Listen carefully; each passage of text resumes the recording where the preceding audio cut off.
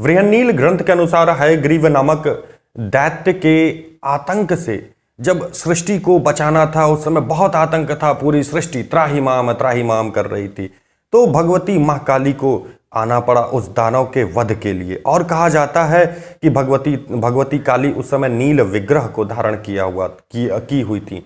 नील विग्रह का मतलब होता है स्वरूप, जिसका अर्थ होता है स्वरूप। इस कारण से इन्हें ये माँ तारा कहलाई। माँ तारा का स्वरूप उस समय क्या था, ये देखिए। स्वरूप शिव पर प्रत्यालीढ़ मुद्रा में भगवती आरूढ़ थीं और उनके नीले रंग की आकृति से तथा नील कमलों के समान उनके 3 नेत्र ऐसे प्रतीत होते थे जैसे कि उसमें 3 ब्रह्मांड समाये हुए हो। उनके हाथ में कैंची, कपाल, कमल और खड्ग धारण किए हुई थी। व्याघ्र चर्म से विभूषित इस देवी के कंठ में मुंड माला लहरा रही थी। ये उग्र तारा का स्वरूप है, इसे ही उग्र तारा स्वरूप कहा जाता है। लेकिन ये अपने भक्तों पर कृपा करने के लिए जो भक्त पूरे विश्वास के साथ माँ को माँ कहते ही नहीं, उनको संज्ञा भी देते हैं माँ की, उन्हें माँ मानते हैं। केवल माँ चिल्लाने से नहीं होता है, माँ की संज्ञा भी देनी पड़ती है।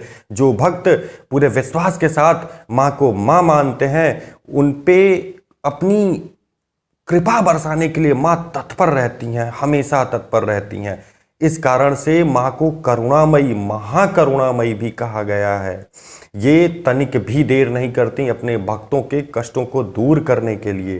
तारा तंत्र में कहा गया है, समुद्र मथने देवी कालकूट समुपस्थितम, मतलब समुद्र मंथन के समय जब समुद्र मंथन हो रहा था, तो उस समय जब कालकूट विष उत्पन्न हुआ, तो विष उत्पन्न होते ही बिना किसी क्षोभ के भगवान शिव ने उस विष का पान किया, उस विष को पी गए और भगवान शिव के उस स्वरूप को अक्षोभ्य शिव ऋषि कहा गया है।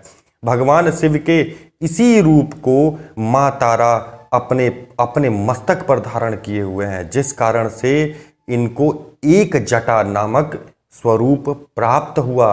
आप जो इनकी एक जटा, जो इनका पर्यायवाची शब्द है, जो इनका एक रूप है एक जटा, तो एक जटा अगर कोई पूछे कि एक जटा क्या है, माँ तारा का ये कैसा स्वरूप है, तो आप उन्हें बताइए कि जब कालकूट विष उत्पन्न हुआ था, जब हलाहल विष उत्पन्न हुआ था, जिसे भगवान शिव धारण किए अपने गले में, उसको पी गए बिना क्षोभ के, तो वो अक्षोभ्य शिव ऋषि कहलाए। उन्हीं अक्षोभ्य शिव ऋषि के स्वरूप को अपने मस्तक पर धारण किया माँ तारा ने, तब ये एक जटा कहलाई। माँ तारा का ये स्वरूप एक जटा कहला। उग्र तारा की महिमा ऐसी है कि ये शव के हृदय पर चरण रखकर उस शव को शिव बना देने वाली नील सरस्वती हो जाती हैं। सर्वप्रथम अब बात करते हैं इनकी साधना की। सर्वप्रथम महर्षि वशिष्ठ ने भगवती तारा की वैदिक रीति से आराधना की, परंतु वो सफल नहीं हुए। तब उन्हें अपने पिता ब्रह्मा जी से संकेत मिला कि तांत्रोक्त पद्धति से भगवती तारा की उपासना करें, वो निश्चय ही सफल होंगे।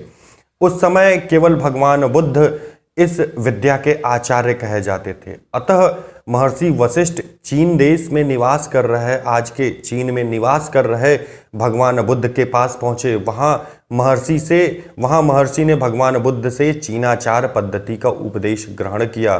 तदोपरांत ही वशिष्ठ जी को भगवती तारा की सिद्धि प्राप्त हुई, मतलब दर्शन हुए।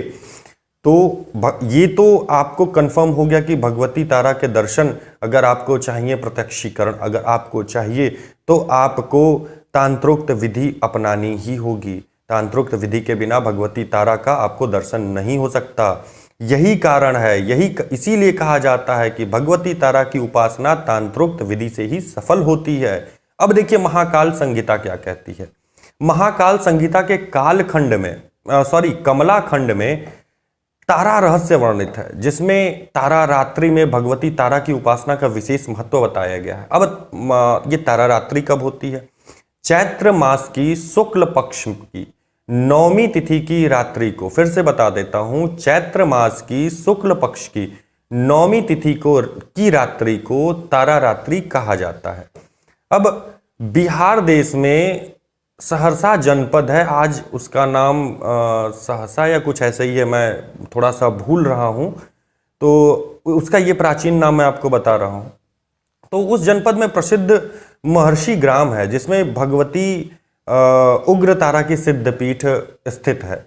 इस पवित्र स्थान पे मां तारा एक जटा एवं नील सरस्वती की त्रिमूर्तियों के साथ में स्थापित है। वहां मध्य में एक बड़ी प्रतिमा और उनके दोनों ओर छोटी छोटी प्रतिमाएं स्थापित हैं। किंवदंतियों के अनुसार, कहानियों के अनुसार यही वो स्थान है जहां महर्षि वशिष्ठ ने मां तारा की उपासना की और सिद्धि प्राप्त की थी। वास्तव में भगवती तारा का रहस्य अत्यंत ही चमत्कारपूर्ण है। मेरी यह मां सर्वमयी नूतन जलधर स्वरूप लंबोदरी है। उन्होंने अपने कटी प्रदेश में व्याघ्र चर्म लपेटा हुआ है। उनके स्तन स्थूल और सन्मुख कुच वाले हैं। उनके तीनों नेत्र लाल और वृत्ताकार हैं। उनकी पीठ पर अत्यंत घोर घने काले केस फैले हुए हैं। उनके सिर अक्षोभ्य महादेव के प्रिय नाग के फनों से सुशोभित हैं। उनकी दोनों बगलों में नील कमलों की मालाएं सुशोभित हो रही हैं। ऐसी मां तारा का मैं ध्यान करता हूं। पंचमुद्रा स्वरूपिणी, शुभ्र त्रिकोणाकार कंगल पंचक को धारण करने वाली, अत्यंत नील जटा जूट वाली, विशाल चमर मुद्रा रूपी केशों से अलंकृत, श्वेत वर्ण के तक्षक नाग के वलय वाली, रक्त वर्ण सर्पों के समान अल्पहार वाली, विचित्र वर्णों वाले शेष नाग से बने हार को धारण करने वाली, सुनहले पीत वर्ण के छोटे छोटे सर्पों की मुद्रिकाएं धारण करने वाली, हल्के लाल रंग के नाग की बनी कटिसूत्र वाली, दुर्वादल के समान श्याम वर्ण के नागों के वलय वाली, सूर्य चंद्र अग्नि स्वरूप त्रिनयना, करोड़ों बाल रवि की छवि युक्त दक्षिण नेत्र वाली, कोटि कोटि बाल चंद्र के समान शीतल नैनों वाली, लाखों अग्नि शिखाओं से भी तीक्ष्ण तेजो रूप नैनों वाली, लपलपाती जिव्या वाली, महाकाल रूपी शव के हृदय पर दाएं पद को कुछ मुड़े हुए मुद्रा में उनके दोनों पैरों और अपने बाएं पैर को फैलाए हुए अवस्था में, इस अवस्था में वो प्रत्यालीड़ पद वाली महाकाली का हम ध्यान करते हैं, जो तुरंत ही कटे हुए रुधिराक्त केशों से गूथे हुए मुंडमालों से अत्यंत रमणीय हो रही हैं। स्मरण समस्त प्रकार के स्त्री आभूषणों से विभूषित व मनोहर, इतनी मनोहर कि वहां से फिर आपकी नजरें नहीं हटेगी। स्त्री आभूषणों से विभूषित, महामोह को भी मोहने वाली, महामुक्ति दायिनी, विपरीत रति क्रीड़ा निरता और रति कामवेश के कारण आनंदमुखी भगवती तारा का ध्यान अपने कर्मों के लक्ष्य के अनुसार किया जाता है। ये जो मैंने ध्यान बताया, ये जो चीजें मैंने बताई, माँ काली और माँ तारा के ये स्वरूप हैं। ऐसी माँ तारा आपको, अगर आपको कभी स्वप्न में इनके दर्शन हुए तो इस तरह से आपको माता के दर्शन होंगे। परंतु उसके बावजूद भी सब कुछ डिपेंड करता है कि आपके भाव क्या है। देखिए, भगवती तारा का ध्यान अपने कर्मों या लक्ष्य के अनुसार किया जाता है। सर्वप्रथम मैं आपको सात्विक ध्यान बताता हूं। इनके 3 ध्यान आते हैं। देखिए, सात्विक ध्यान को सृष्टि ध्यान भी कहा जाता है।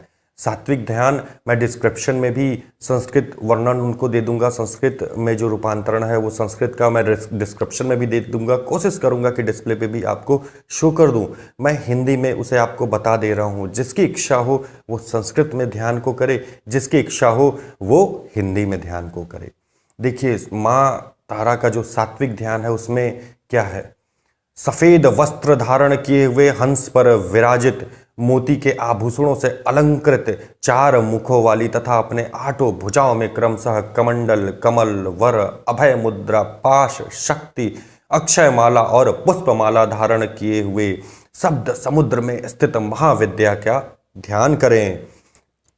अब देखिए यहाँ क्या डिफरेंस आया। जो मैंने अभी आपको माँ के स्वरूप बताए उससे ये बिल्कुल ही भिन्न है। भिन्न क्यों हुआ? क्योंकि ये सात्विक ध्यान है। इसीलिए मैं आपको बोला शुरुआत में कि जो भ्रम फैला हुआ है,